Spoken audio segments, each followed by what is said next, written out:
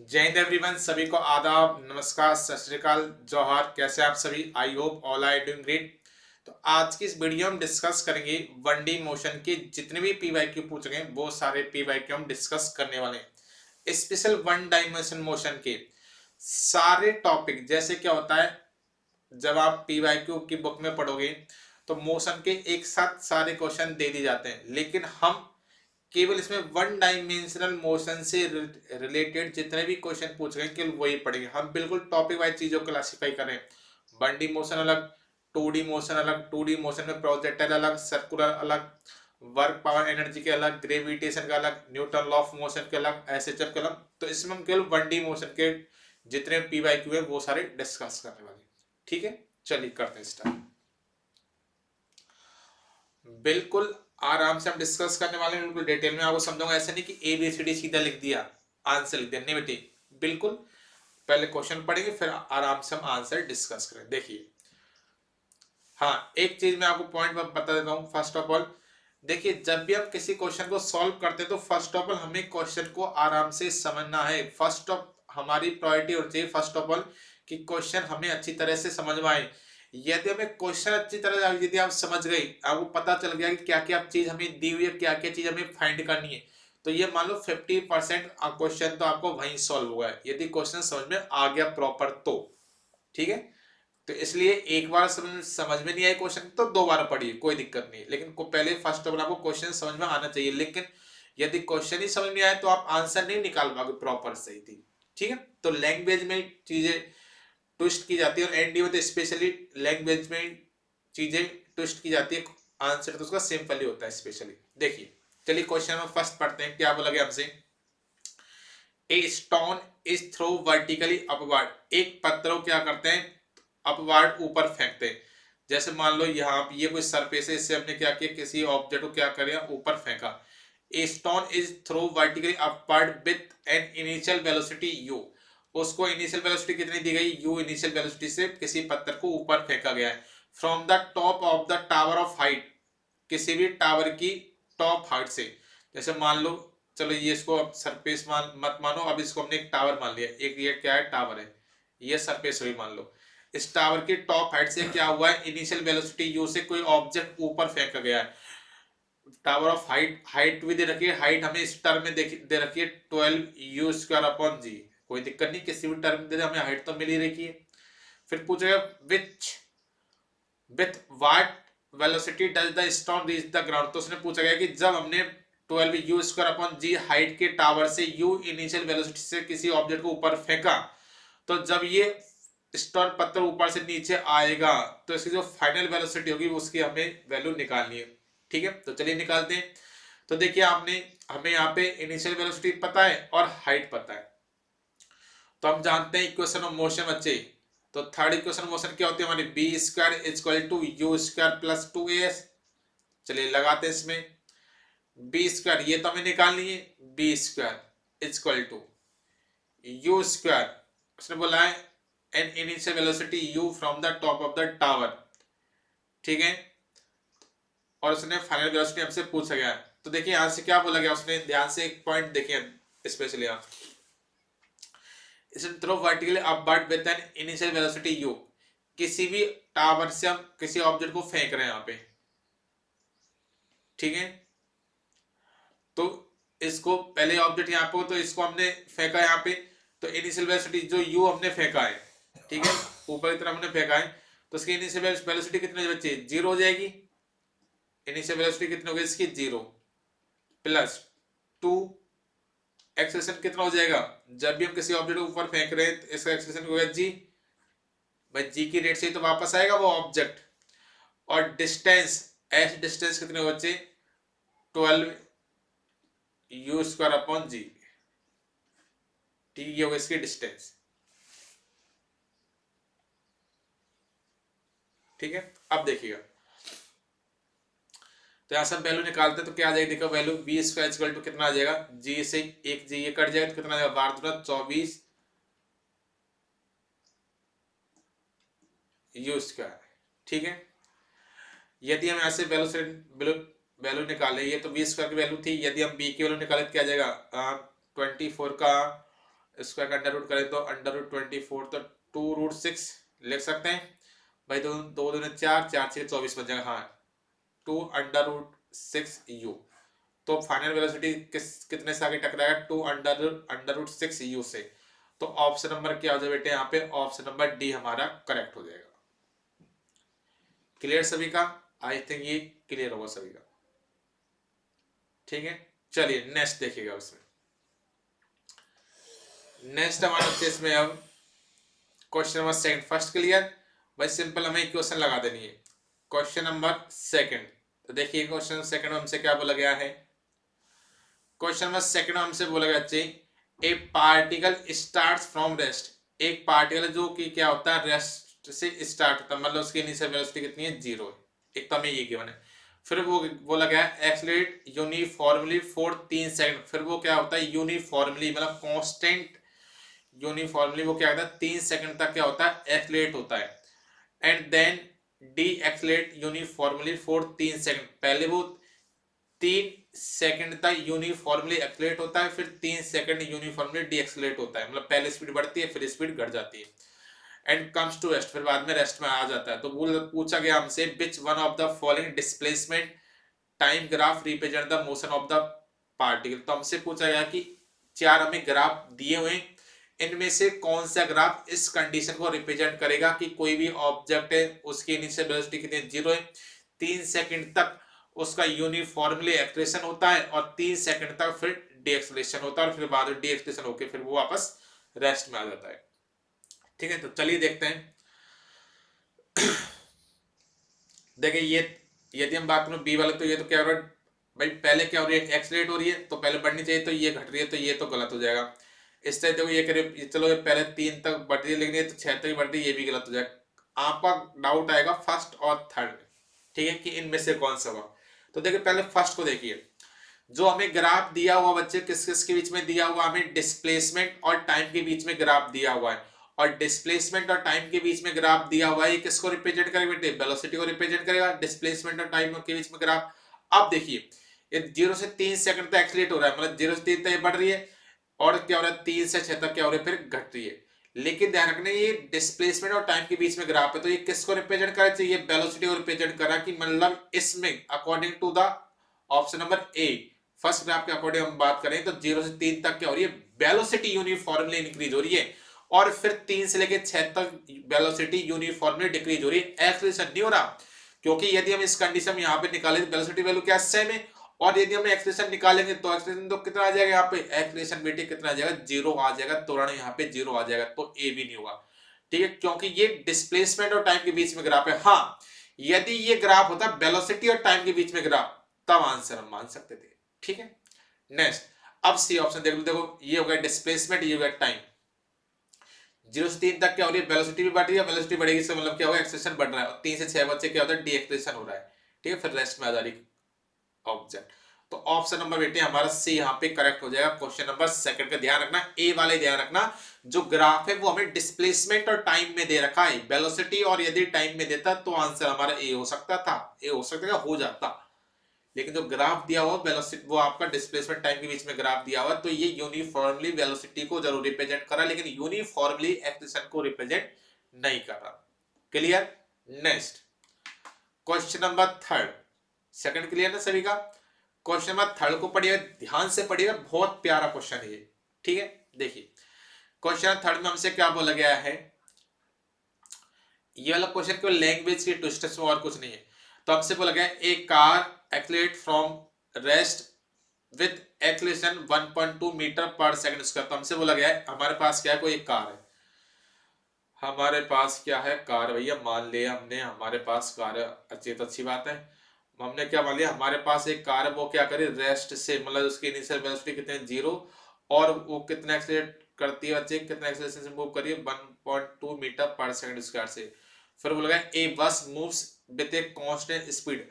अब क्या होगा? एक क्या है? बस भी है, हमें एक बस भी दिख रही है। A bus moves with constant speed 12 meter per second, और एक बस है जो कि क्या करिए? 20 ने 12 मीटर पर सेकंड की स्पीड से क्या करिए? मूव कर रही है इन पैरेलल लेन, मतलब दोनों क्या करिए? एक ही डायरेक्शन में मूव कर रही है, पैरेलल लेन में मूव कर रही है, एक दूसरे के समांतर है। तो हमसे पूछ गया how long does the car take from its start to meet the bus. तो जो कार होगी वो कितने टाइम के बाद कार से मीट कर जाएगी, सॉरी पूछा गया how long does the car take to meet the, हाँ तो जो कार जब रेस्ट कंडीशन से स्टार्ट होगी कितने एक्सलेशन के साथ, 1.2 metre per second square acceleration के साथ, तो ये बस को कितने टाइम के बाद में मीट कर जाएगी, ये बस और कार दोनों एक दूसरे के बराबर आ जाएंगे। तो चलिए निकाले, ठीक है। तो हमसे टाइम पूछा गया, मान लिया हमने कि जो कार है जो कार है वो बस से मिलने का टाइम लेती, मान लो टाइम कार बस से मिलती है मान लीजिए टी टाइम में, ठीक है, कुछ वैल्यू सकती है, हमने टाइम टी मान लिया। कार मीट, तो हम क्या बोल सकते हैं, car meet at the bus at time t. हमने क्या मान लिया कि जो हमारी कार है वो बस से टी टाइम के बाद में मीट करती है, ठीक है। नेक्स्ट यदि हम बात करें फिर अब बस की, टाइम हमने मान लिया टी, दोनों टाइम टी के बाद में बस और कार आपस में मिल जाएगी। अब हम बात करें कि जो बस है वो बस टी टाइम में कितना डिस्टेंस कवर करेगी जो इससे कार से मीट करिए, तो बस के द्वारा टाइम टी में तय की गई दूरी कितनी हो जाएगी। देखो हम यदि निकाले टाइम टी में बस कितना दूरी ट्रेवल करेगी, भाई यदि हम क्या निकालने वाले यहाँ पे डिस्टेंस निकालने वाले हैं, और डिस्टेंस हम जानते हैं डिस्टेंस का फॉर्मूला क्या होता है, स्पीड इनटू टाइम, क्या होता है स्पीड इनटू टाइम। तो स्पीड कितने, तो यहाँ पे डिस्टेंस क्या होता है स्पीड इनटू टाइम। तो यदि हम डिस्टेंस निकाले, डिस्टेंस हमने मान लिया क्या एस, स्पीड कितनी बच्चे बस की 12, और टाइम कितना होने वाला, टाइम टी के बाद में दोनों मीट कर जाएंगे, तो यहाँ से फॉर्मूला बन गया एस इक्वल टू 12t। तो जो बस है वो टी टाइम में कितना डिस्टेंस कवर करिए, इससे फॉर्मूला बन गया एक हमारा।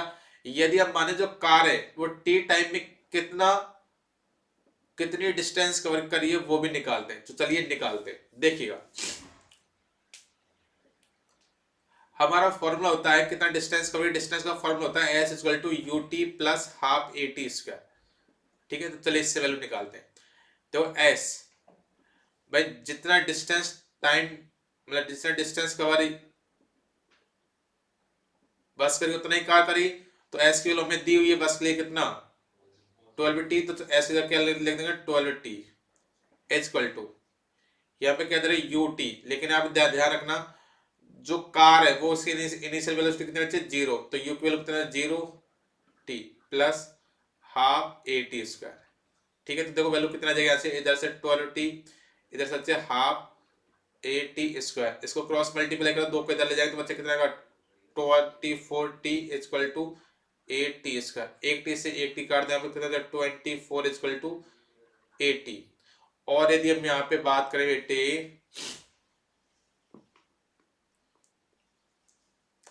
एक्सलेशन, बेटे कार का कुछ एक्सलेशन था, हाँ कार का एक्सलेशन है, ये तो अपन वैल्यू लिखी नहीं, चलो वैल्यू लिख लेते हैं यहाँ से। चलो वैल्यू निकालो यहाँ पे टाइम की, तो क्या आ जाएगा 24 अपॉन एक्सलेशन, और एक्सलेशन की वैल्यू अच्छे है हमारे पास, कार का एक्सलेशन कितना होता है 1.2। चलिए अब इसकी वैल्यू निकालते हैं, वैल्यू कितनी हो जाएगी 1.2 इसमें भाग देंगे तो एक जीरो से ऊपर एक जीरो लगा दी। चलिए अब सॉल्व कीजिए इसको, कितना जगह 6 दूनी 12 6 चौके 40 और ये हो जाए 20 सेकंड। तो इतने टाइम कितना आ गया हमारा 20 सेकंड, मीन्स जो कार है और बस वो क्या होगी 20 सेकंड के बाद में दोनों आपस में मीट कर जाएगी। क्लियर भाई, सिंपली हमें क्या दे रखा है, हमें कार की कंडीशन दे रखी कि कार का एक्सेलेरेशन कितना है और हमें बस की स्पीड दे रखी है। बस क्या हो रही है बच्चे constant speed 12 meter per second speed से मूव कर रही है, फिर क्या हो रही है पीछे से हमने कार स्टार्ट की जिसका एक्सेलेरेशन कितना 1.2 metre per second square acceleration है। तो पूछा गया कि कार कितने टाइम के बाद में जाके बस से मीट कर जाएगी। तो हमने पहले क्या निकाल लिया, हमने टाइम टी मान लिया कि टाइम टी में क्या करी बस पहुंच रही है, मतलब जहां पे दोनों मीट कर रहे हैं। फिर हमने निकाला कि जो बस है वो टाइम टी में कितना डिस्टेंस कवर करेगी और कार वो टाइम टी में कितना डिस्टेंस कवर करेगी, दोनों की कंडीशन हमने निकाल ली, मैच हो गई। तो यहाँ से हमारा टाइम निकल गया कितना चाहिए 20 सेकंड, ठीक है। नेक्स्ट क्वेश्चन नंबर 4, तो देखिए क्वेश्चन नंबर 4 को देखेंगे यहाँ से ध्यान से पढ़िएगा, बहुत प्यारा क्वेश्चन है। तो बेटे इसमें हमसे क्या बोला गया है, a body starting from the rest, body क्या कर रही है रेस्ट कंडीशन से स्टार्ट हो रही है, मतलब इसकी इनिशियल वेलोसिटी कितनी बॉडी की 0, moves along a straight line with constant acceleration, acceleration कितना चाहिए यहाँ पे constant along straight line, which one of the following graph represent the variation of speed and distance, तो इनमें से कौन सा ग्राफ स्पीड और डिस्टेंस के वेरिएशन को रिप्रेजेंट करता है, बताइएगा। क्वेश्चन नंबर 4 बेटे, क्या हमारा क्वेश्चन नंबर 4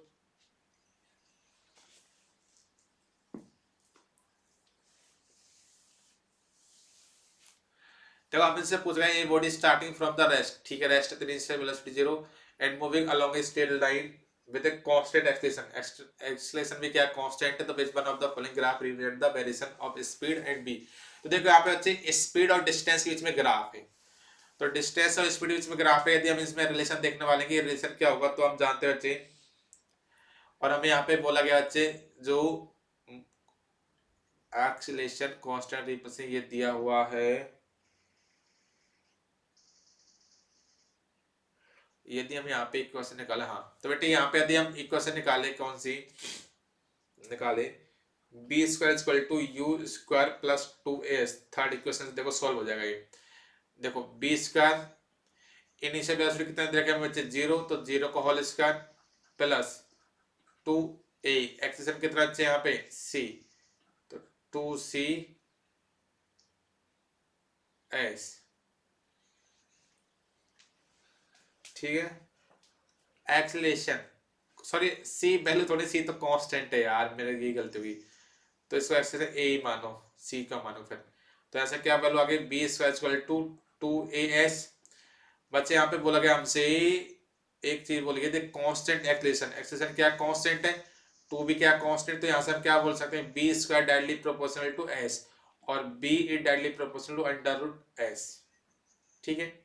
या फिर देखो यहाँ से रिलेशन बन जाएगा हमारा, एक ये टर्म को हम देखो, और एक आपने टर्म का भी पढ़ा होगा, इस तरह की आई होगी, y square square equal to 4ax, तो यहाँ पे एक बच्चे इनमें क्या बनता है, एक पैरेलल बनता है इस तरह का, ये कौन सी एक्सिस होती है x, और ये कौन सी होती है बाई, सेम सेम ऐसी बन रही है। तो बेटे यहाँ पे यदि मैं बात करूं, बाई क्या होगी b, और x क्या हो गया s, तो यदि मैं यहाँ पे ग्राफ निकालू तो ग्राफ क्या बन जाएगा इनका,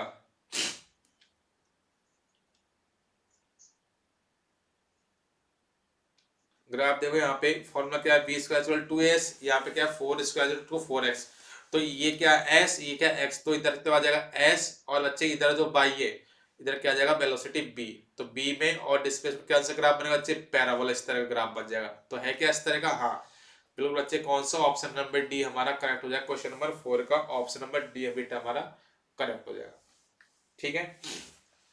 क्लियर, पैराबोला बन रहा है यहाँ पे, याद ये एक पॉइंट याद रखना, ये जो ग्राफ है वो वेलोसिटी सॉरी स्पीड में और डिस्टेंस में, याद रखना स्पीड और टाइम में नहीं है, टाइम का कोई फैक्टर नहीं है, इसलिए इसको हम लोग को इक्वेशन द्वारा निकालना ही पड़ेगा, इस क्वेश्चन को सॉल्व करना ही पड़ेगा, ठीक है। Next question number 5, question number 5 में देखो हमसे क्या बोला गया है, 5 को बहुत ध्यान से पढ़ना, ये ना क्वेश्चन बहुत बार डायरेक्ट ही पूछा गया हमसे, ठीक है। चलिए देखिए, तो हमसे क्या पूछ रहे थे, if a body travel half the distance with velocity v1 and next half the distance with velocity v2, मान लीजिए हमारे पास मान लो डिस्टेंस है, डिस्टेंस हमने मान ली बेटे सबसे अच्छा d डिस्टेंस मान लो, तो क्या हो रहा है d डिस्टेंस हम ट्रेवल कर रहे हैं, जिसमें से आधी डिस्टेंस कितने स्पीड से मूव कर रहे हैं, v1 स्पीड से, और आधी डिस्टेंस मूव कर रहे हैं v2 स्पीड से, ये आधी मतलब d/2 और आधी मतलब ये d/2, ठीक है। तो इतनी स्पीड से हम मूव कर रहे हैं, यदि मैं निकालू कि जो v1 स्पीड है, यदि मैं यहाँ पे टाइम निकालू t1 टाइम में, तो d/2 जो डिस्टेंस है उसको v1 स्पीड से चल रही है यहाँ पे, तो यदि इस समय मैं निकालू यहाँ पे फर्स्ट उसमें कि v1 स्पीड से जब कोई ऑब्जेक्ट चलेगा, तो यहाँ पे टाइम कितना है, समय बराबर क्या था, दूरी बटे चाल, तो d/2 अपॉन v1, और यदि इसको निकाले t2 टाइम निकालो यहाँ से, तो क्या आ जाएगा, दूरी बटे चाल कितना हो जाए b2, तो यहाँ से वैल्यू कितना आ जाएगा t1 के अच्छे, तो यहाँ से आ जाएगा d/2v1 और बच्चे T2 की वैल्यू कितना आ जाएगी D/2V2। ठीक है, अब देखिएगा, अब हम ऐसे बच्चे वैल्यू निकालते हैं किसकी, पूछा गया से विच one of the following is the average velocity of the air. बच्चे हमसे एवरेज वेलोसिटी की वैल्यू पूछ गई कि एवरेज वेलोसिटी कितनी होगी। तो देखिएगा, यदि मैं बात करूं बच्चे एवरेज वेलोसिटी की, एवरेज वेलोसिटी बच्चे फॉर्मूला क्या हो जाएगा, total distance upon total time. क्या हो जाएगा, total distance upon total time. अब देखिए टोटल डिस्टेंस कितना हो जाएगा बच्चे, डी अपन टोटल टाइम बच्चे कितना है T1, मतलब B1 स्पीड को T1 से, और ये बच्चे इसका कितना होगा T2। टोटल टाइम कितना बचे T1 प्लस T2। अब देखिए T1 वैल्यू कितना बचे D/2V1 और T2 वैल्यू बचे कितना D/2V2। ठीक है, नीचे एलसीएम ले लो आप, 2B1 B2, तो यहाँ से कितना हो जाएगा DB2 प्लस अच्छे कितना DB1। आगे सॉल्व करते हैं, D क्या आ जाएगा D/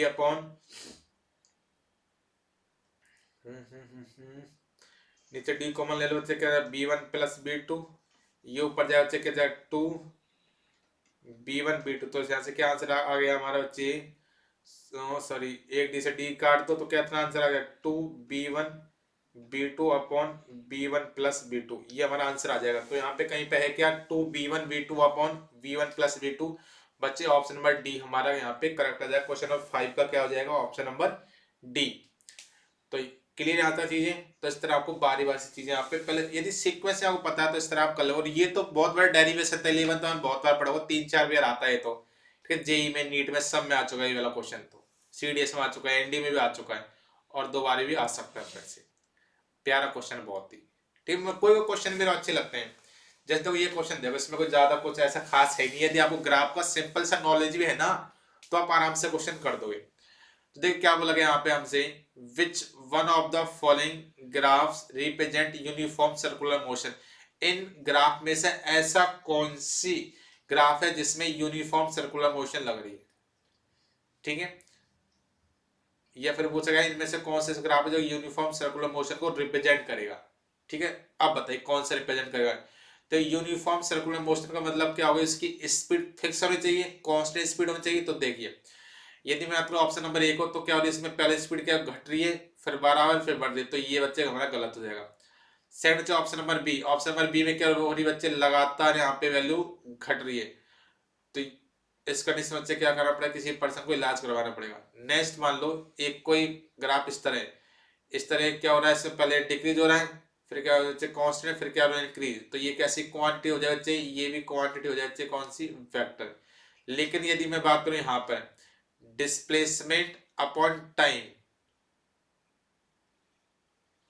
डिस्प्लेसमेंट अपॉन टाइम, इसमें जो ग्राफ है वो किसको रिप्रेजेंट करेगा, हाँ देखिए तो यहाँ पे जो ग्राफ है वो क्या हो जाएगा, इसमें बोला गया है यूनिफॉर्म मोशन।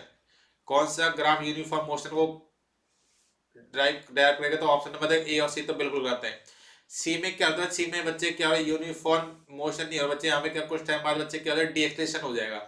तो बच्चे क्या क्या रिप्रेजेंट करेगा बच्चे, ऑप्शन नंबर डी यहाँ पे वो रिप्रेजेंट करेगा यूनिफॉर्म मोशन को। तो देखिए इसकी कुछ इनिशियल वेलोसिटी होती है, कुछ यहाँ पे इनिशियल वेलोसिटी मान लो हमारी यू है, उसके बाद देखो यहाँ पे जो वैल्यू है वो किस तरह यहाँ पे रखी हुई है। ठीक है, सॉरी सॉरी, वैल्यू नहीं, ये जो ग्राफ बच्चे, ये ग्राफ बच्चे इंक्रीज हो रहा है डिस्प्लेसमेंट टाइम के बीच में, ये ग्राफ किसको रिप्रेजेंट करे बच्चे, वेलोसिटी को। तो यहाँ पे यूनिफॉर्म मोशन बच्चे रिप्रेजेंट कर रहा है ऑप्शन नंबर डी, क्योंकि यहाँ पे जो वेलोसिटी बच्चे वो क्या है कांस्टेंट, और वेलोसिटी कांस्टेंट, तो इसका मतलब क्या होगा, एक्सेलरेशन की वैल्यू कितने बच्चे, 0, मतलब फिक्स वेलोसिटी से, कांस्टेंट वेलोसिटी से कोई ऑब्जेक्ट मूव कर रहा है। ठीक है, तो इसका क्या हो जाएगा ऑप्शन नंबर डी हमारा यहाँ पे करेक्ट हो जाएगा। ठीक है, क्वेश्चन नंबर 7, देखिए क्वेश्चन नंबर 7 में से क्या पूछा गया, ध्यान से देखिएगा। तो 7 बेटे हमसे पूछा गया which one of the following characteristic of the particle does the sergeant area of the body area of the velocity time graph as so represent. ठीक है, तो हमसे पूछा गया है कि जो वेलोसिटी टाइम के बीच में जो ग्राफ दिया हुआ है किसको रिप्रेजेंट करता है। क्वेश्चन नंबर 7 बच्चे। ठीक है, जो वेलोसिटी टाइम के बीच में ग्राफ दिया हुआ बच्चे किसको रिप्रेजेंट करेगा बच्चे।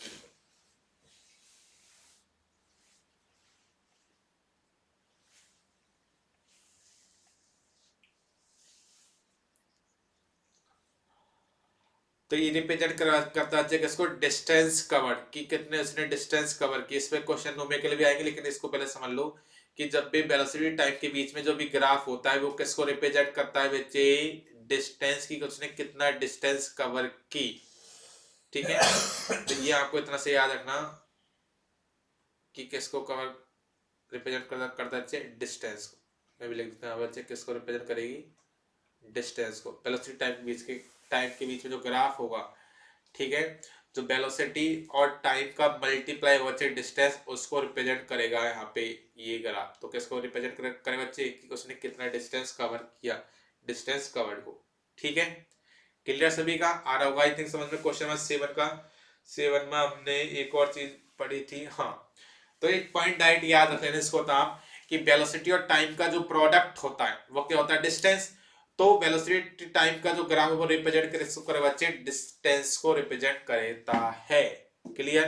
Next question number 8। Question number 8 में हमसे क्या पूछा गया, देखिए ध्यान से।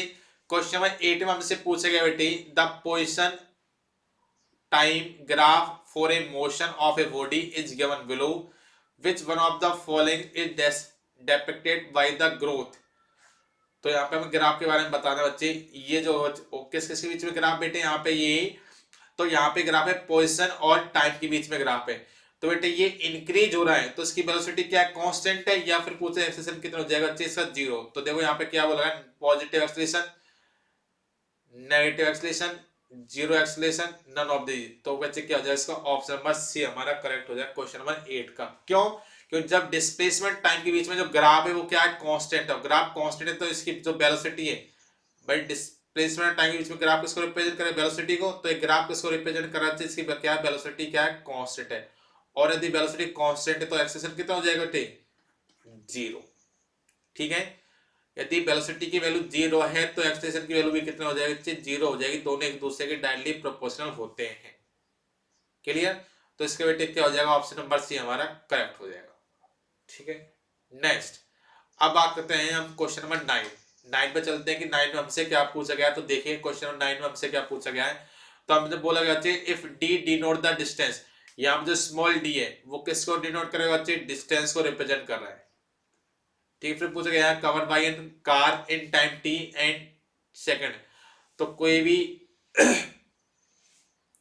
कार बच्चे इसको यहाँ पे क्या किया है, उसका टाइम टी और एस से डिनोट करते हैं बच्चे।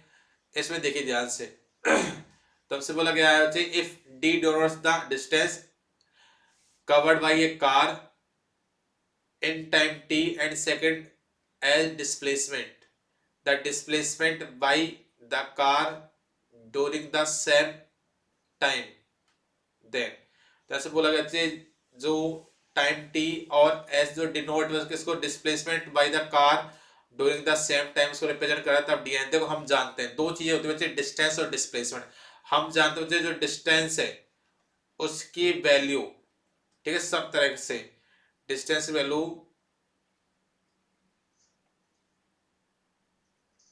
हाँ डिस्टेंस वैल्यू बच्चे डिस्प्लेसमेंट के बराबर भी होती है और डिस्प्लेसमेंट से छोटी भी होती है। ठीक है, जो दूरी होती है बच्चे, दूरी विस्थापन से बड़ी या उसके बराबर भी होती है।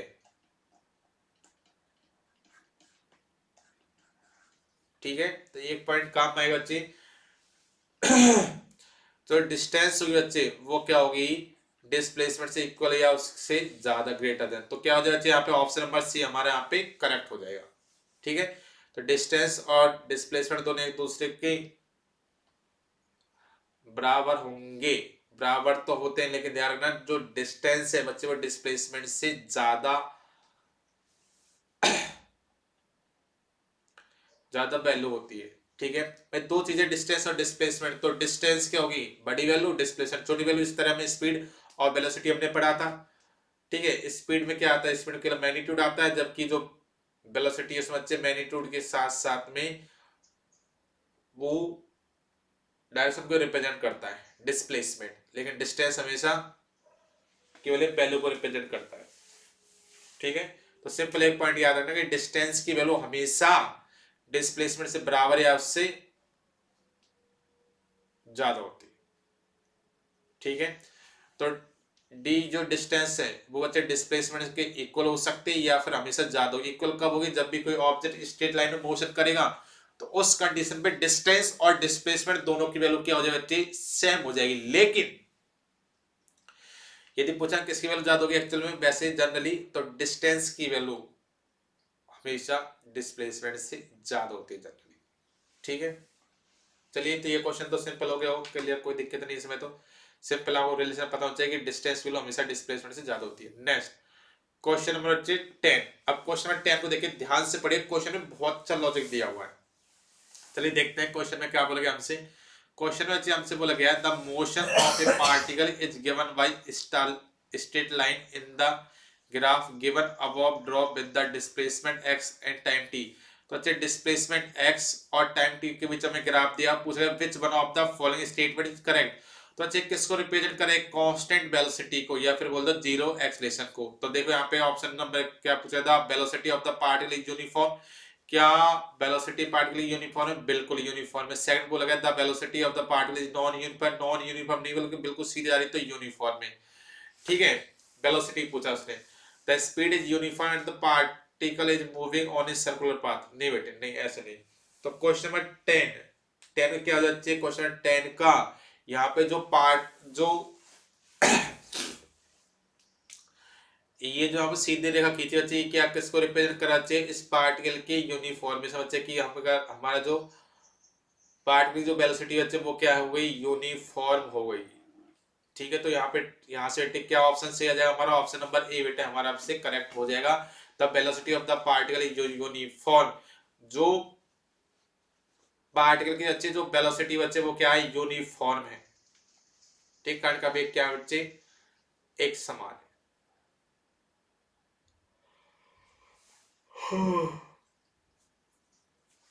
देखिएगा तो ये तो क्लियर हो गया बच्चे। भाई डिस्प्लेसमेंट और टाइम के बीच में ग्राफ किसको रिप्रेजेंट करता है, वेलोसिटी को। और वेलोसिटी बिल्कुल सीधी जा रही है, जिसका मतलब क्या है, यूनिफॉर्मली वेलोसिटी आपकी जा रही है फिक्स वेलोसिटी से। तो velocity of the particle is uniform. ठीक है, next question number 11। Question number 11 में आप देखना आप लोग, क्वेश्चन नंबर 11 में क्या बोला गया आपसे, the displacement of a particle at A time t is given by.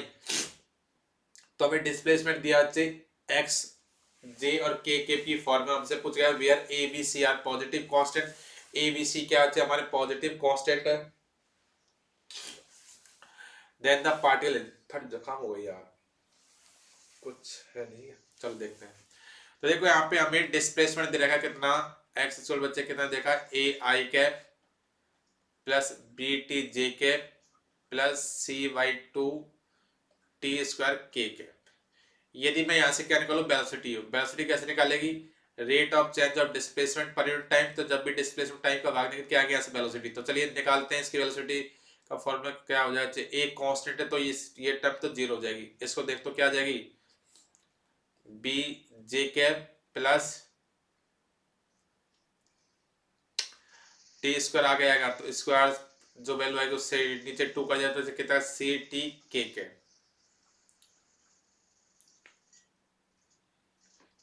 ठीक है, क्लियर ये। एक अरे यार एक क्वेश्चन एक चीज बतानी थी मेरे को, शायद उसमें बताई मैंने नहीं बताई, मेरे दिमाग को अब आई वो चीज। ये ठीक है, ये हमने पढ़ लिया, डिस्टेंस की हमेशा डिस्प्लेसमेंट ज्यादा होती है। इसमें बतानी थी क्या,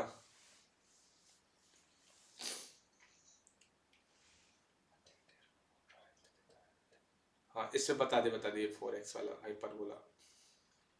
एक बार दिमाग में आई थी मेरे तुरंत चीज, देखिए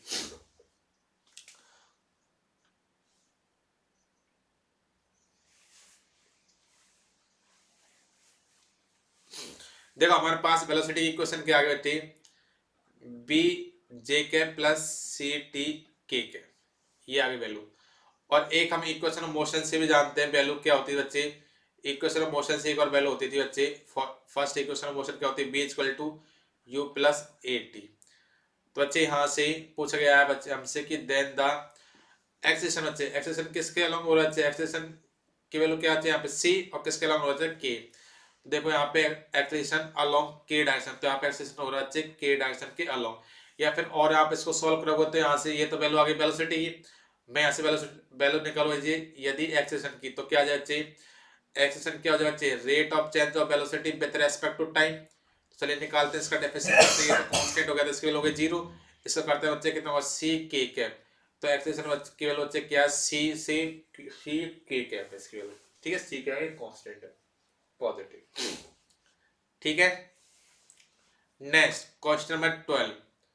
क्वेश्चन नंबर 12 में देखना आप लोग ध्यान से देखना चीजों को, क्या बोला गया हमसे। तो बेटा हमसे बोला गया the plot given above represent the velocity of a particle in metre per second with time t in second.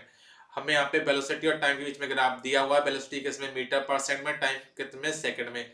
तो हमसे बोला गया यहाँ पे assuming that the plot represent a semi circle, तो यहाँ पे बच्चे क्या कह रहे हैं, सेमी सर्किल को रिप्रेजेंट कर रहा है यहाँ पे। फिर हमसे बोला गया distance travel transferred by the particle at the end of 60 second. तो पूछा गया कि जो ऑब्जेक्ट यहाँ पे इस तरह ट्रेवल कर रहा है तो 60 सेकंड में कितना डिस्टेंस यहाँ पे कवर करेगा, ठीक है। या उसने कितने की होगी एक सेकंड में, ये भी कह सकता। तो देखो एक चीज बिल्कुल दिमाग में बैठा लो कि जो वेलोसिटी और टाइम के बीच में ये यहाँ पे जो ग्राफ है बच्चे, ये किसको रिप्रेजेंट कर रहा है, यहाँ पे ये स्पीड को रिप्रेजेंट कर रहा है, ठीक है। किसको रिप्रेजेंट कर रहा है, यहाँ पे क्या क्या निकालने हमें, सॉरी स्पीड नहीं, सॉरी सॉरी सॉरी डिस्टेंस को रिप्रेजेंट कर रहा है, डिस्टेंस की वैल्यू हमें यहाँ पे निकालनी है। तो देखो कैसे निकालते हैं। सबसे पहले आपको क्या करना है, इसका एरिया आपको निकालना है। यदि मैं इसका एरिया निकालू, कि एरिया काम अभी अब बताऊं मैं आपको क्या काम, पहले से निकालिए। इसका एरिया निकालने के बाद कितना हो जाएगा, पाई आर स्क्वायर, भाई किसी सर्किल का पाई आर स्क्वायर होता है तो इसका कितना हो जाएगा, पाई आर स्क्वायर बाई 2। चलिए इसकी वैल्यू निकालते हैं, पाई 3.14 इंटू सॉरी जुकाम हो गई है भयंकर वाली।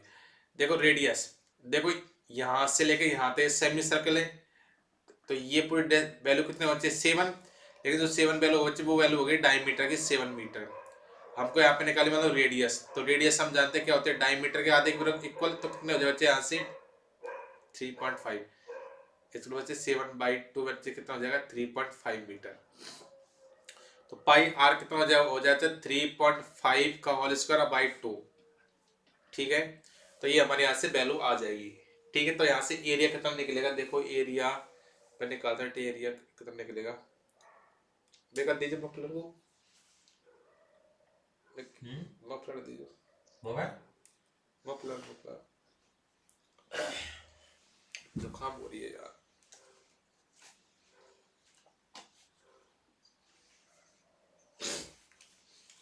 देखिए मैं इसको सॉल्व करता हूँ, कितना आ जाएगा बच्चे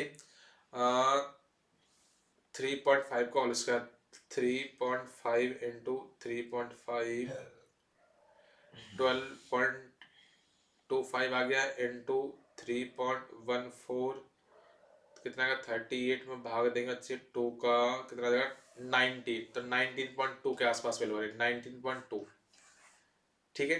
तो देखिए वेलोसिटी और टाइम के बीच में जो ग्राफ बच्चे किसको रिप्रेजेंट करता है, डिस्टेंस को रिप्रेजेंट करता है कि कितना डिस्टेंस हमने कवर की। तो वैल्यू डिस्टेंस वैल्यू कितने हो गए बच्चे 19.2 मीटर के आसपास। तो वैल्यू है कहीं पे यहाँ पे देखो, हाँ ऑप्शन नंबर ए बटे हमारे यहाँ पे करेक्ट हो जाएगा। भाई वेलोसिटी और टाइम के बीच में ग्राफ किसको रिप्रेजेंट करता है डिस्टेंस को, एरिया। भाई हमने अभी देखो एक वैल्यू एक क्वेश्चन पढ़ा था, देखो ये वाला कहाँ गया ये वाला 7 बोला गया ना, वेलोसिटी और टाइम के बीच में ग्राफ किसको रिप्रेजेंट करेगा, डिस्टेंस कवर को। तो ये जो एरिया वो किसको रिप्रेजेंट करेगा कि कितना डिस्टेंस कवर किया। तो यहाँ पे हमने इसका न्यूमेरिकल भी देख लिया, पहले हमने इसकी थ्योरी पढ़ ली, तो दोनों कॉन्सेप्ट क्लियर हमारे। Next question number 13। अब देखिए 13 में क्या पूछे हमसे, 13 में बच्चे आप लोग देखिएगा हमसे पूछे गया यहाँ पे the plot given above represent displacement of a particle with time. तो डिस्प्लेसमेंट x और टाइम के बीच में ग्राफ दे रखा बच्चे, किसको रिप्रेजेंट करेगा बच्चे, क्यों आगे जाने बच्चे ये बढ़ रहा है, मतलब इसकी जो वेलोसिटी बच्चे वो क्या हो रही है बढ़ रही है, वेलोसिटी आपसे वेलोसिटी बच्चे इसकी वेरिएबल है, क्या हो रही है, इंक्रीज हो रही है। यदि आपसे पूछे इसका एक्सेलरेशन बच्चे, एक्सेलरेशन भी क्या हो रहा है इसका, इंक्रीज हो रहा है। अब देखो ऑप्शन क्या पूछा आपसे, फर्स्ट ऑप्शन दे रखा मूविंग विद यूनिफॉर्म वेलोसिटी, नहीं, वेलोसिटी तो इंक्रीज हो रही है, गलत। मूविंग विद एक्सेलरेशन, बिल्कुल सही, एक्सेलरेशन के साथ मूविंग कर रहा है, बिल्कुल। सी पढ़ लो, सी पढ़ लो। मूविंग विद डी एक्सेलरेशन, क्या स्पीड बढ़ रही है, घट रही है, एक्सेलरेशन बढ़ रहा है, तो ये गलत हो जाएगा। D executing periodic motion, periodic motion चलिए, नहीं, गलत। तो बच्चे ऑप्शन नंबर क्या हो जाएगा यहाँ पे, बी हमारा करेक्ट हो जाएगा। 13 बच्चे क्या हो जाएगा, बी हमारा करेक्ट हो जाएगा। यहाँ पे क्या है, इसको जो ऑब्जेक्ट है कुछ ना कुछ एक्सेलरेशन से बच्चे यहाँ पे मूव कर रहा है, ठीक है, क्योंकि उसकी लगातार वेलोसिटी इंक्रीज होती जा रही है पर सेकंड। जुकाम बच्चे बहुत तेज हो गई है। क्वेश्चन नंबर 14, देखो 14 हमसे क्या पूछ गया, देखिए दोबारा ध्यान से। विच, ये ग्राफ वाले क्वेश्चन में बड़ी क्वेश्चन में आता ही है, थोड़ा सा आपको इनका थोड़ा आपको चीजें सेंस करना आना चाहिए, थोड़ा समझ में आना चाहिए। तो जब इसमें हमने पढ़ा था ना, आपको ज्यादा भी नहीं तो इतना तो आना चाहिए हमें, डिस्प्लेसमेंट और टाइम के बीच में ग्राफ और वेलोसिटी और टाइम के बीच में ग्राफ, काम हो जाएगा। वो 5 से 5 कंडीशन वो आपने अगर पढ़ ली तो फिर बिल्कुल हल हुआ है, कुछ भी नहीं है इसमें, ठीक है। तो चलिए देखते हैं।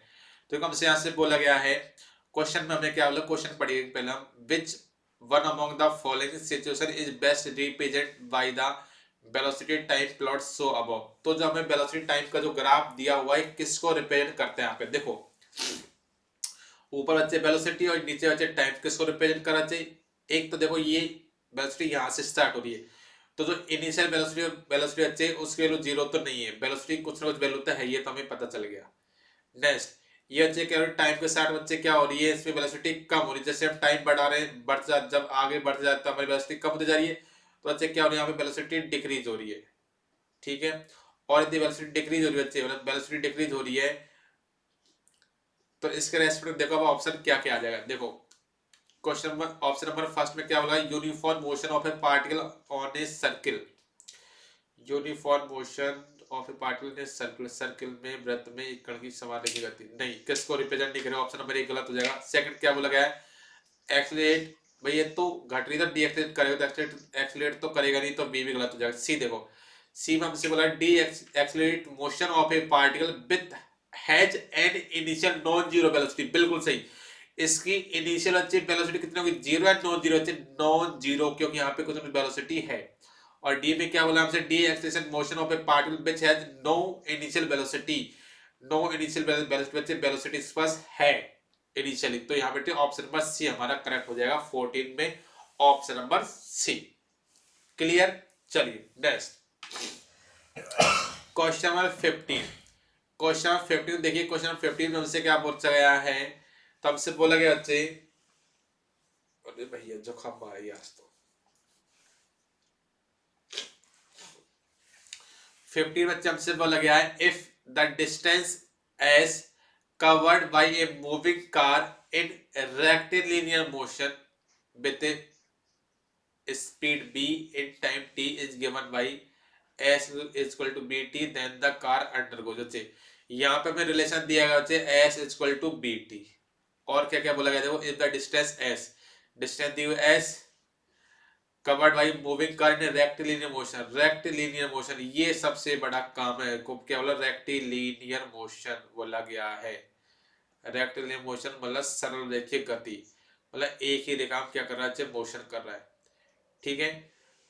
और हमें बोला गया ऐसे बीटी बच्चे, तो कार अंडरगोज, कार कैसे बच्चे यहाँ पे मोशन कर रही है, देखो यहाँ पे क्या हो जाए बच्चे, a uniform acceleration, rectilinear motion में यूनिफॉर्म एक्सेलरेशन करेगी क्या, वही यहाँ पे बोला गया इफ टाइम डिस्टेंस दिया बच्चे, डिस्टेंस एस, जो सब चीजों लिख लो आप, कंफ्यूजन बिल्कुल नहीं हो, डिस्टेंस का s covered by moving car with rectilinear motion with speed v, speed बच्चे कितनी होगी, इसकी बी होगी, रेक्टिलिनियर मोशन तो बच्चे स्पीड क्या होगी बी, तो बी वेलोसिटी बच्चे इसकी कांस्टेंट होगी, ठीक है। टाइम क्या और टी रिलेशन में दिया गया, तो पूछ गया यूनिफॉर्म एक्सेलरेशन, वेलोसिटी बच्चे कांस्टेंट, तो एक्सेलरेशन कितना हुआ 0, तो यूनिफॉर्म तो नहीं हुआ, गलत। फर्स्ट, सेकंड बोला गया बच्चे non uniform acceleration, non uniform acceleration, acceleration 0 हो जाएगा ना तो यूनिफॉर्म होगा ना नॉन यूनिफॉर्म होगा। नेक्स्ट, ए यूनिफॉर्म वेलोसिटी, हाँ वेलोसिटी यूनिफॉर्म हो जाएगी बच्चे, मतलब वेलोसिटी कांस्टेंट हो जाएगी, फिक्स हो जाएगी रेक्टिलिनियर मोशन में, तो ऑप्शन नंबर सी हो जाएगा क्वेश्चन नंबर 15 का हमारा। ठीक बेटे, ऑप्शन नंबर सी हमारा करेक्ट हो जाएगा। रेक्टिलिनियर मोशन मतलब, रेक्टिलिनियर मोशन मतलब क्या होगा, स्ट्रेट लाइन में मोशन कर रहा मतलब वो उसकी जो वेलोसिटी है वो कांस्टेंट फिक्स है, चेंज ही नहीं हो रही, यूनिफॉर्म वेलोसिटी है। ठीक है, next question number 16। Question number 16 देखो हमसे क्या पूछा गया, हमसे पूछा गया बेटे यहाँ पे, if motion of an object is represented by straight line, किसी भी ऑब्जेक्ट का जो मोशन है वो स्ट्रेट लाइन के द्वारा बच्चे यहाँ पे रिप्रेजेंट किया गया है parallel to the time axis, time axis parallel है वो, और बच्चे ग्राफ दिया और डिस्टेंस टाइम के बीच में ग्राफ दिया हुआ है। जैसे मान लो हमसे क्या बोला बच्चे, डिस्टेंस और टाइम के बीच में यहाँ पे ग्राफ दिया हो, ये मान लो हमने क्या मान ली, ये मान ली हमने डिस्टेंस और ये मान लिया हमने टाइम। और हमसे बच्चे क्या बोला गया, दोबारा देखो मैं पढ़ के आपको बताता हूँ, ध्यान से पढ़ना। If motion of an object is represent, किसी भी ऑब्जेक्ट के मोशन को कैसे रिप्रेजेंट किया गया बच्चे, रिप्रेजेंट बाई स्ट्रेट लाइन के द्वारा, जो कि parallel to the time axis, time वाली जो एक्सिस है उसके पैरेलल में इस तरह रिप्रेजेंट किया गया है। In distance time graph represent then undergo, तो किस चीज को रिप्रेजेंट करता है, देखो इसकी डिस्टेंस तो फिक्स है, ठीक है, इसकी डिस्टेंस तो क्या फिक्स है। अब क्या हो रहा है, लगातार टाइम बढ़ता जा रहा है, टाइम बढ़ता जा रहा है, डिस्टेंस लगातार फिक्स है, तो डिस्टेंस बच्चे लगातार फिक्स है, तो यहाँ पे देखो क्या हो जाएगा, option of first acceleration deceleration वगैरह, हाँ ये पूछा गया। तो देखो यदि वो क्या कर रहा है, टाइम बढ़ रहा है लेकिन यदि मान लो स्पीड इसकी कांस्टेंट है, ठीक है, मतलब distance, sorry distance constant, distance constant मतलब वो टाइम बढ़ता जा रहा है, उसने क्या किया, सेम डिस्टेंस कवर की, मतलब एक ही जगह डिस्टेंस चेंज नहीं हो रही, तो उसकी जो स्पीड बच्चे, स्पीड क्या उसकी कांस्टेंट, और स्पीड कांस्टेंट तो बच्चे उसका एक्सेलेरेशन कितना आ जाएगा, स्पीड कांस्टेंट मतलब स्पीड बोल दो या फिर वेलोसिटी बोल दो, क्या उसकी कांस्टेंट है, तो बच्चे एक्सेलेरेशन कितना आ जाएगा उसका, जीरो हो जाएगा। अब देखो तो क्या बोला, एन एक्सेलेरेशन मोशन, नहीं एक्सेलेरेशन मोशन नहीं होगी, डी एक्सेलेरेशन मोशन नहीं, a uniform non zero velocity motion नहीं, ए जीरो वेलोसिटी मोशन। बच्चे वेलोसिटी पे यदि डिस्टेंस कांस्टेंट है तो स्पीड बच्चे कितना आ जाएगी, speed speed speed changing time, हाँ स्पीड बच्चे जीरो आ जाएगी ना फिर, तो a zero velocity motion, option number D बच्चे 16 का बेटे क्या हो जाएगा, 16 का हो जाएगा डी। भाई यदि टाइम बढ़ रहा और स्पीड क्या फिक्स है, स्पीड सॉरी बार बार स्पीड आता है मेरा, सॉरी, यदि टाइम बढ़ रहा है डिस्टेंस फिक्स है, तो यदि डिस्टेंस फिक्स है तो बच्चे स्पीड की वैल्यू कितना आ जाएगी, जीरो आ जाएगी, जब ट्रेवल नहीं कर रहा है तभी तो डिस्टेंस फिक्स है, तो उसकी स्पीड कितनी हो जाएगी, जीरो। भाई जब किसी ऑब्जेक्ट की स्पीड जीरो होगी तभी तो वो ऑब्जेक्ट हमेशा वहीं रहेगा, सेम डिस्टेंस कवर करेगा, टाइम बढ़ता जाएगा लेकिन उसकी के द्वारा जो डिस्टेंस कवर की जाएगी वो हमेशा फिक्स रहेगी, कब, जब स्पीड कितनी होती है उसकी, जीरो। ठीक है, नेक्स्ट क्वेश्चन नंबर 17। देखिएगा 17 हमसे क्या पूछा गया, 17 में हमसे बोला गया है, ए particle is moving with uniform acceleration along a straight line, एक कोई पार्टिकल बच्चे यूनिफॉर्मली एक्सेलेरेशन, मतलब एक्सेलेरेशन की वैल्यू क्या है, कांस्टेंट, एक्सेलेरेशन क्या जगह में constant, along a straight line ABC, एक लाइन बच्चे हमारे पास एबीसी, इसमें कोई पाथ यूनिफॉर्मली एक्सेलेरेशन के द्वारा मूव कर रहा है, तो इसका हमने मान लिया ए बी सी, ए बी और सी। फिर हमसे क्या बोला गया, a b equal to b c की, जो ए बी की जो वैल्यू बच्चे वो बी सी के इक्वल है, तो आपको बोला गया यहाँ पे वैल्यू भी दी गई है, a b equal to b c. ठीक है, फिर हमसे बोला गया था average velocity, velocity of the particle from a to b is 10 meter per second, a to b बच्चे एवरेज वेलोसिटी कितनी होगी, 10 मीटर पर सेकंड, और हमसे बोला गया फ्रॉम बी टू सी, और बी टू सी बच्चे कितना होगी 15 मीटर पर सेकंड।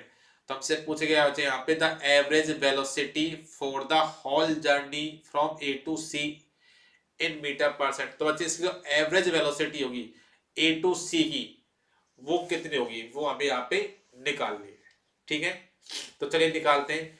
तो a b equal to b c, और ये कितना डिस्टेंस हमें मान ली, डी डिस्टेंस मान लेते हैं हम।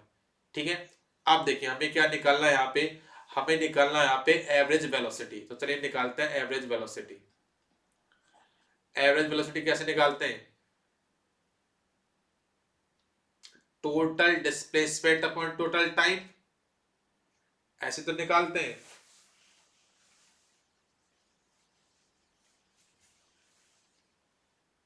Total distance upon total time, तो कैसे निकालें? टोटल डिस्टेंस या टोटल डिस्प्लेसमेंट कुछ भी लिख दो अपॉन टोटल टाइम। चलो निकालते हैं। देखो टोटल डिस्टेंस, ये ऑब्जेक्ट ए से सी तक गया तो कितना डिस्टेंस कवर किया? ए से बी कितने हुए? डी, और बी से सी कितना? डी, तो इसका मतलब 2d। ठीक है, अब टाइम निकालते हैं। मान लीजिए ए से बी तक जब object 10 meter per second speed से मूव किया तो यहाँ पे टाइम लगा t1 और बी से टाइम लगा t2। यदि यहाँ पे मैं वैल्यू निकालूंगा t1 t2 क्या दे दो? t1 समय बराबर कितना? दूरी बटे चल, दूरी कितनी है? a टू बी d, दूरी बटे चल कितना है? 10। यदि मैं टाइम निकालू इस सेकंड वाले की बी टू सी, तो समय बराबर कितना? दूरी बटे चल, दूरी कितना बचे? 15 अपॉन चल कितना बचे? सॉरी समय बराबर दूरी बटे चल मैंने डी बाई 15, ये लोगे t1 t2 की। और पर टोटल टाइम बचा कितना? t1 plus t2। चलिए अब इसको सॉल्व करते हैं यहाँ पे। तो सॉल्व करेंगे 2d अपॉन t1 के वैल्यू बचा कितना? d बाई 10 प्लस t2 के वैल्यू d बाई 15। सॉल्व कर लेता है कितना? ले एलसीएम 30, तो 3d प्लस 2d कितना आ जाता है यहाँ से? 5d by 30। चलो इसको और सॉल्व करता है कितना? 2d अपन बचा कितना? 5d इंटू 630 ऊपर गया, डी से डी कट गया, 5 का 30, 6 दूनी 12। तो जो एवरेज वेलोसिटी बच्चे, वो एवरेज वेलोसिटी बच्चे कितना है? 12 मीटर पर सेकंड। कितनी वैल्यू आगे बेटे यहाँ पे? 12 मीटर पर सेकंड है क्या ऑप्शन में कहीं? ऑप्शन नंबर ए। ऑप्शन नंबर ए होते 17 क्या हो जाएगा हमारा? 17 का ऑप्शन नंबर ए हो जाएगा। जो इनकी एवरेज वेलोसिटी है उसकी वैल्यू कितनी हो जाएगी? 12 मीटर पर सेकंड। क्लियर? अब चलिए नेक्स्ट क्वेश्चन नंबर 18, देखिए ध्यान से इसको भी कि क्वेश्चन नंबर 18 हमसे क्या पूछा। ये बहुत ही प्यारा क्वेश्चन है, क्वेश्चन नंबर 18। तो हमसे क्या बोला गया यहाँ पे क्वेश्चन नंबर 18 में? A bullet is fired vertically up from a 40 metre tall tower. एक टावर बच्चे हमारे पास, ठीक है, हमारे पास तो नहीं है लेकिन हमने मान लिया, क्वेश्चन में बोला गया इसलिए, ठीक है। तो क्वेश्चन में क्या बोला गया है? A bullet is fired vertically up from a 400 metre tall tower. एक 400 मीटर लंबाई के टावर अच्छे, तो यहाँ से एक बुलेट फायर की जाती है वर्टिकली ऊपर की तरफ। ठीक है, स्पीड ऊपर की तरफ, जिसकी स्पीड बच्चे कितनी है? 80 metre per second, 80 metre per second की स्पीड से। इफ जी टेकन है, जी की वैल्यू कितना ले लेते जाए हम? 10 ले लेंगे, ठीक है। तो पूछ रहे थे time taken by the bullet to reach the ground will be. तो जब ये बुलेट पहले तो कुछ डिस्टेंस ऊपर जाएगी फिर वापस नीचे आएगी, तो जब ऊपर से नीचे आएगी ये, तो ऊपर से नीचे आने में इसने कितना टाइम लिया? ठीक है, निकाले अब वैल्यू, चलिए निकालते हैं। चलिए इसको सॉल्व करते हैं कि इसने कितना टाइम लिया यहाँ पे।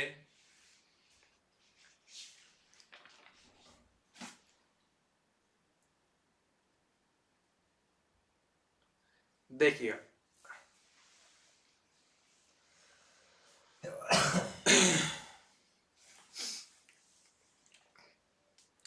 भाई 400 मीटर, और एक मिनट ठंड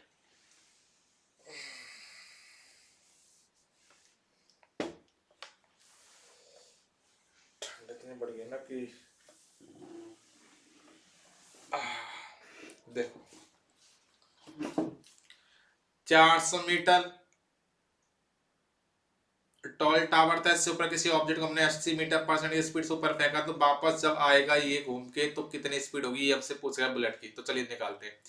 सबसे पहले हम ये निकालते हैं कि ऊपर कितना जाएगा, कितनी डिस्टेंस था और ऊपर जाएगा। जब 400 की स्पीड से 400 मीटर टावर से ऊपर फेंकेंगे तो और ऊपर कितना जाएगा, पहले वो निकाल लेते हैं। चलिए निकालते हैं। पहले हमें डिस्टेंस निकालें, तो डिस्टेंस से पहले फॉर्मूला लगा दिया हमने एस वाला। एस इक्वल टू क्या हो जाए? You t plus half a t square. ठीक है, चलिए निकालते हैं। तो एस इक्वल टू बच्चे यू टी, जब किसी हमने इसको ऊपर फेंका कितनी स्पीड से? 80। ठीक है,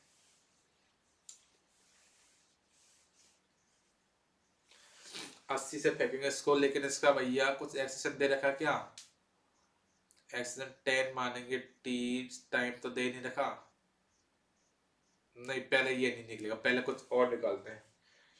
ऐसे तो ये तो टाइम निकालने काम आएगा, चलो ये वाली मत लगाओ, फिर आप लगा लो इसमें तीसरी लगा लेते हैं, तीसरी इक्वेशन से काम चलेगा। पहले हम डिस्टेंस निकाल लेते हैं कि ये जो बुलेट है जब इसको हम 400 मीटर के टावर से फेंकेंगे ऊपर तो कितना डिस्टेंस कवर करेगा। दूसरी इक्वेशन लगाओ, इसमें ये वाला लगाओ, इससे निकलेगा v square equal to u square plus 2as। तो चलिए निकाल लगाते हैं इक्वेशन, बी स्क्वायर जब ऊपर फेंका तो कितनी वेलोसिटी थी बच्चे, 80, कॉल square equal to initial velocity कितने बच्चे इसकी, 0। ठीक है, नहीं नहीं नहीं नहीं, इनिशियल से तो फेंका ना, फेंका तो इनिशियल तो होगी, अरे उल्टा कर दिया हमने, इनिशियल तो होगी भैया, फेंका तो है। हाँ जब वो सबसे ऊपर पहुंच जाएगा तब जाकर फाइनल 0 हो जाएगी ना, ये गलती मत करना भाई। किसी बॉल को अपने ऊपर फेंका टावर से, 400 मीटर टावर से ऊपर पहुंचे तो पहले इनिशियल वेलोसिटी कुछ है हमारे पास, दे भी रखी उसने 80, लेकिन जब सबसे ऊपर पहुंच जाएगा फाइनल वेलोसिटी 0 हो जाएगी। ठीक है, इक्वल टू, तो इनिशियल कितने हो गए 80, 80 का उसका प्लस 2as, और एक्सेलरेशन वैल्यू कितना देगा दे रखा है, यहाँ पे 10 दे रखी है, और ऊपर जा रहा है तो यहाँ माइनस ले लेते हैं। ठीक है, ये डिस्टेंस हमें निकाले, चलो निकालते हैं। यहाँ पे 80 दिया ना, हाँ ये लो इधर जाए कितना आ जाएगा, 10 दूना 20 एस इक्वल 80 कितना आ जाएगा, 8 8 6400। ठीक है, तो यदि यहाँ से वैल्यू निकाल कितना आ जाएगा, 6400 अपॉन 20, एक दो से एक जगह 2 3 6 2 3 4, हाँ 320 मीटर। तो जब इसको टावर से हमने 80 मीटर पर सेकंड की स्पीड से ऊपर फेंका किसी ऑब्जेक्ट को, तो कितनी डिस्टेंस कवर करेगा, ऊपर जाएगा बच्चे कितना, 320। ठीक है, अब निकालते हैं कि इसको ऊपर जाने में टाइम कितना लगेगा, तो अब लगा दो फॉर्मूला, अब काम में कर जाएगा, s equal to u t plus half a t square. ठीक है, चलिए देखते हैं डिस्टेंस कितनी बचे, 320 यू टी। ठीक है, you t plus half a t square, काम करेगा ये। इनिशियल दे रखा 80, टाइम हमें निकालना है, प्लस हाफ, एक सेशन मान लो 10 टाइम टी स्क्वायर। ठीक है,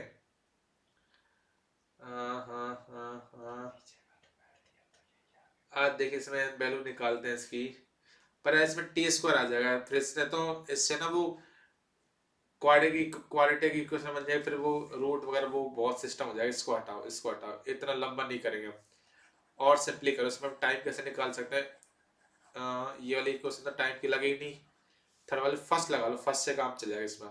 चलो फर्स्ट लगाते हैं, देखिए फर्स्ट इक्वेशन क्या होता है, v equal to u plus a t. ठीक है,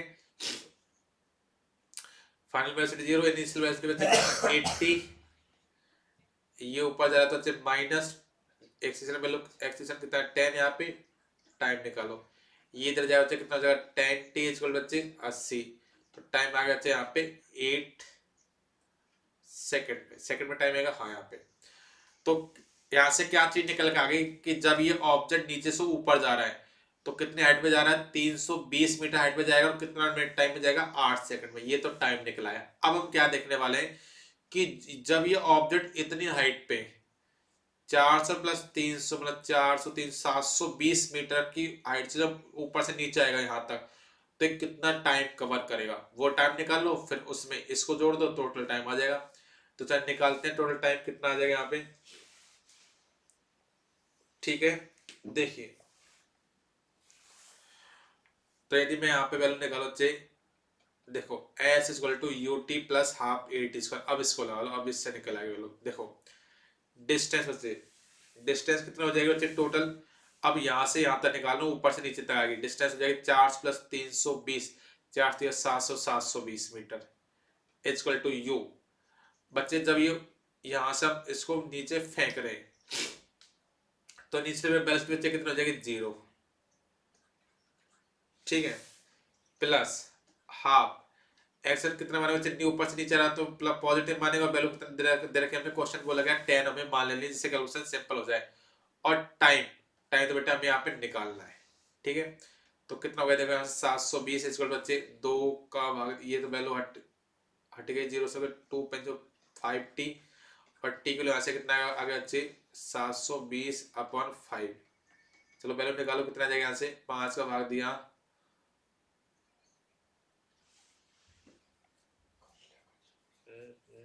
अरे रे रे सॉरी सॉरी, ये टी स्क्वायर है यहाँ पे, टी स्क्वायर है, टी स्क्वायर है, तो टी स्क्वायर वैल्यू कितना आ जाएगा यहाँ पे 720 में भाग दो, 5 एकम 5, 5 एकम 5 बचा 2, 22 हो गया, 5 चौके 20 बचा 2 हो गया 0, 5 चौके 20, 144। तो टी स्क्वायर वैल्यू 144 है, तो टी की वैल्यू कितना आएगा बच्चे 12 सेकेंड। तो जब ये ऑब्जेक्ट 720 मीटर से नीचे आया तो इसको कितना टाइम लगा 12, और यहां से अंदर जाने में कितना लगा 8।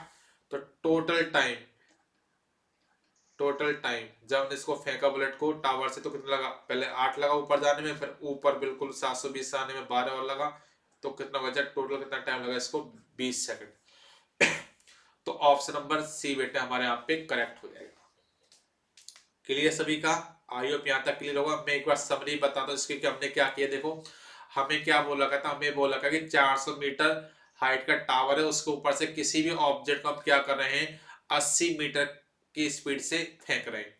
तो हमने पहले क्या निकाला, हमने ये निकाला कि जब 400 मीटर टावर से किसी ऑब्जेक्ट को हम 80 मीटर पर सेकंड की स्पीड से ऊपर फेंकेंगे तो कितनी मैक्सिमम हाइट तक जाएगा। तो पहले हमने हाइट निकाली, कितनी जाता जाएगा 320। फिर हमने ये निकाले कि जब ये 320 ऊपर हाइट पे जा रहा है मैक्सिमम, तो कितने टाइम पे जाना चाहिए 8 सेकंड में। ठीक है, तो हम ये ऑब्जेक्ट मान लो पहुंच गए यहाँ पे 8 सेकंड में, 320 मीटर इसने डिस्टेंस कवर की। फिर हम बात करेंगे जब ये यहाँ से सबसे ऊपर वाला पॉइंट, मतलब 400 और 300 मतलब 320, तो 720 हाइट से ऊपर से नीचे आएगा कोई भी ऑब्जेक्ट, तो उसको कितना टाइम लगेगा वो हमको यहाँ पे निकालना है। तो यहाँ से यहाँ तक आने में कितना टाइम लगा चाहिए, हमने निकाली, यहाँ से यहाँ तक आने में लगा चाहिए कितना 12 सेकंड, और यहाँ से यहाँ तक जाने में टावर से और ऊपर में जब हाइट तक जाने में लगा टाइम मान लो 8 सेकंड। तो टोटल टाइम कितना लगा यहाँ पे 20 सेकंड, टोटल टाइम कितना लगा यहाँ पे 20 सेकंड लगा। ठीक है, क्वेश्चन 18 करके आ जाए बच्चे यहाँ पे सी हो जाएगा। नेक्स्ट क्वेश्चन नंबर 19 में देखिए हमसे क्या पूछा गया है। क्वेश्चन नंबर 19 में क्या पूछा है, देखिए यहाँ पे 19 में हमसे बोला गया है the displacement time graph of a particle acted upon bye a constant force. Force value बच्चे क्या है, कांस्टेंट है। फोर्स कांस्टेंट है तो फोर्स वैल्यू क्या होती है, मास इनटू एक्सेलरेशन। यदि फोर्स कांस्टेंट है तो एक्सेलरेशन बच्चे क्या है, कांस्टेंट है। ठीक है, तो हमसे क्या होगा डिस्प्लेसमेंट टाइम ग्राफ, डिस्प्लेसमेंट और टाइम ग्राफ और पार्टिकल। तो यहाँ पे कौन सी इक्वेशन आ जाएगी बच्चे, सेकंड वाली क्या हो जाएगी, u s equal to u t plus half a t square. तो किसके बीच में ग्राफ बच्चे, डिस्प्लेसमेंट और टाइम के बीच में ग्राफ। ठीक है, तो ये तो इसका स्क्वायर मतलब ये कैसा बनेगा आपका पैराबोलिक बन जाएगा ना।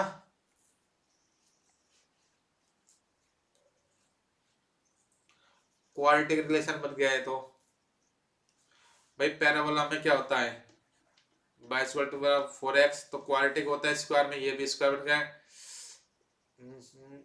एक के साथ बच्चे पैराबोला बन जाएगा। ठीक है, तो यहाँ पे जो ग्राफ होगा वो पैराबोला बन जाएगा, क्योंकि यहाँ पे देखो ग्राफ है भाई कांस्टेंट फोर्स, ये कांस्टेंट फोर्स बच्चे एक तो कांस्टेंट है, ये भी कांस्टेंट है। ठीक है, और ये इनिशियल वेलोसिटी 0 बच्चे, तो ये टर्म हट जाएगी, तो यहाँ से क्या आएगा एस इक्वल टू ये आ जाएगा। और यहाँ पे एक कांस्टेंट है, तो बच्चे जो एस है जो डिस्प्लेसमेंट हो किसके साथ वेरिएबल है, टाइम के साथ वेरिएबल है, और इसके स्क्वायर में मतलब कैसा रिलेशन देगा, पैराबोलिक। तो बच्चे यहाँ पे ऑप्शन नंबर सी हमारा करेक्ट हो जाएगा। क्लियर सभी का, चलिए नेक्स्ट अब हम बात करते हैं क्वेश्चन नंबर 20 की। चलिए देखिए क्वेश्चन नंबर 20 हमसे क्या बोला गया। क्वेश्चन नंबर 20 में हमसे बोला गया यहाँ पे which of the following statement is not correct. कौन सा स्टेटमेंट इनमें से नॉट करेक्ट है, मतलब सही नहीं है। ठीक है, sorry sorry sorry sorry, not correct मतलब कौन सा गलत है, कौन सा गलत है, सॉरी कौन सा गलत है ये हमको बताना है। तो या चारों में से एक गलत होगा वही हमें ढूंढना है, तो चलिए ढूंढते हैं। ऑप्शन ए में क्या, if the velocity and acceleration have opposite sign the object is slowing down, बिल्कुल सही है भाई। यदि वेलोसिटी और इस एक्सीलरेशन की दोनों की डायरेक्शन अलग होगी तो इसका मीनिंग क्या है कि जो ऑब्जेक्ट वो स्लो डाउन हो जाएगा, धीमा हो जाएगा, तो ये तो सही है, लेकिन हमें गलत चूज करना है। सेकंड क्या बोला है, if the velocity is zero at an instant, acceleration should also be zero at that instant, b का ये ऑप्शन सही हो जाएगा। अभी तो हमने ऐसे यदि आपने पढ़ा होगा तो आपको ये चीजें क्लियर हो जाएगी। वही सिंपल हार्मोनिक मोशन हम पढ़ते थे, जैसे हम पढ़ते थे ना बच्चे, ये क्या होती है हमारी मीन पोजीशन, ये मान लो हमने मान ली दोनों एक्सट्रीम पोजीशन, तो वहां पे क्या होता था, वहां पे जो डिस्प्लेसमेंट बच्चे, डिस्प्लेसमेंट को मैं मान लो यहाँ पे डी, तो डिस्प्लेसमेंट मीन पोजीशन कितना होता है बच्चे यहाँ पे, मिनिमम मतलब जीरो, और एक्सट्रीम पोजीशन डिस्प्लेसमेंट होता है बच्चे मैक्सिमम, एक्सट्रीम पोजीशन पे मैक्सिमम। यदि हम बात करें वेलोसिटी बच्चे, वेलोसिटी मीन पोजीशन पे क्या होती थी, मैक्सिमम, और वेलोसिटी एक्सट्रीम पे बच्चे क्या होती है, मिनिमम। वहीं यदि बात करें एक्सीलरेशन बच्चे क्या होता था, एक्सीलरेशन बच्चे मीन पोजीशन क्या होता था, मिनिमम, एक्सट्रीम बच्चे क्या होता था, मैक्सिमम, एक्सट्रीम बच्चे कितना, मैक्सिमम। तो देखो यहाँ पे सेकंड में क्या बोला हमसे, if the velocity is zero, यदि मान लो वेलोसिटी जीरो है, मान यहाँ पर एक्सट्रीम कंडीशन पे, तो acceleration should also be zero, तो क्या एक्सेशन भी जीरो होगा, बिल्कुल नहीं, तो ऐसे हम इसको फेल कर देता है, तो ऑप्शन नंबर बी बेटा हमारे यहाँ पे करेक्ट हो जाएगा। ठीक है, तो आई थिंक चीज आपको समझ में आई होगी। तो इस तरह क्वेश्चनों को डिस्कस कर रहे थे अभी शानदार तरीके से। देखिए तो इसमें ना ये वाला सिंपल लॉजिक नहीं लगेगा, इसमें सिंपल तो आपको क्या लगेगा कि भाई यदि वेलोसिटी कांस्टेंट है, वेलोसिटी यदि फिक्स है तो क्या होगा, या फिर जहां पे वेलोसिटी वैल्यू जीरो है वहां पे एक्सेलरेशन की वैल्यू भी जीरो आएगी, लेकिन ऐसा नहीं हो रहा हमेशा। ठीक है, क्योंकि आपको ये इसमें एसएचएम वाली कंडीशन से देखना पड़ेगा, तब जाके इस चीज को आपको क्लियरिफाई